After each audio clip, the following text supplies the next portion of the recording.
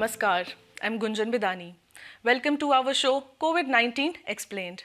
This is where we decode the latest research and findings related to novel coronavirus and simplify it for your understanding. Since 2002, the family of coronaviruses have caused 3 disease outbreaks. Severe acute respiratory syndrome coronavirus or SARS-CoV in 2002, Middle East respiratory syndrome coronavirus or MERS-CoV in 2012, and the newly emerged SARS-CoV-2 which emerged last year in 2019, and we are still fighting it this year. The disease, which started from Wuhan in China, has already killed over 1 lakh people worldwide, and it is a major threat for all of us. But what happens when the coronavirus enters our body? For that, let's understand what is a virus. So a virus is an infectious agent of a very small size that replicates only inside the living cells of an organism.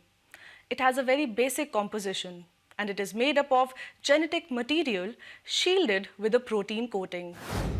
Novel coronavirus or SARS-CoV-2 is also a type of virus which is made up of a protein and a single-stranded RNA.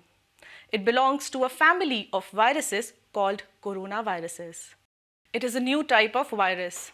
SARS-CoV-2 is the 7th member in its family.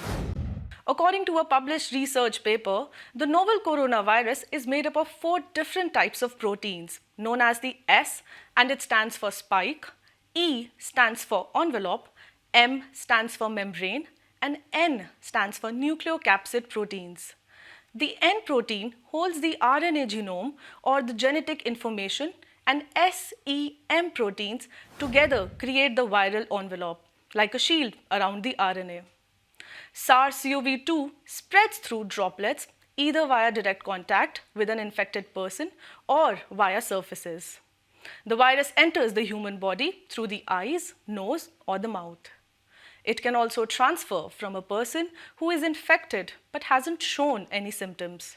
Hence, this makes it all the more dangerous as the infected person is unaware of the fact that they are infected and can transfer the virus unknowingly to another person. The virus enters our body and reaches our various organs, but the place where it impacts the most is our lungs. The lung's outer surface is made up of billions of cells called the epithelial cells. These epithelial cells contain an enzyme called angiotensin converting enzyme or ACE2. According to a research paper published in Nature, after entering into the human body, the virus has sufficient affinity or attraction to attach to the ACE2 enzyme. This ACE2 enzyme is also found on the outer surface of the heart, kidneys, and intestines. By using the spike protein, the virus attaches itself to the ACE2 enzyme and inserts its genetic material inside the cell. The research has also shown that this new virus attaches more quickly to the ACE2 enzymes than the previous members of the coronavirus family. Our cell, unaware of the danger, now copies the virus's genetic material. You can think of it like our cells are hacked. Soon the cell fills with more and more copies of the virus until it reaches a critical point where the cell self-destructs itself. Now this spillover of virus reaches the neighboring cells, and within a short period, the virus enters millions of cells and destructs them, which in turn makes it difficult for us to breathe.